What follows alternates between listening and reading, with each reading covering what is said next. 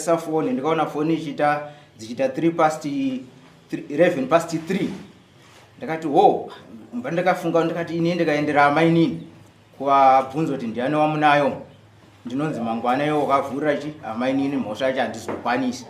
Pandaenda next door pasabu pandanomutsa ambuya waipapo ndikati ambuya ndayakumutswa nemuzukuru mumba mamai nini muri kunzi mune murume arimo, saka ndoti mimi makapinda makavhura door muona kuti ndiani arimo, mangwana ndimunozwa muri witness wedu kuitira kuti mangwana nyaya kana yakuzoenda kwainozoenda.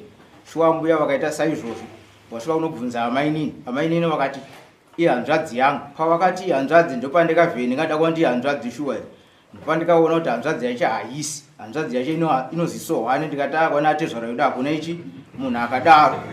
Panguva yakabuda murume akabuda asina hembe patatanga kumudzingidza inini nomuzukuru wangu pandasiedzera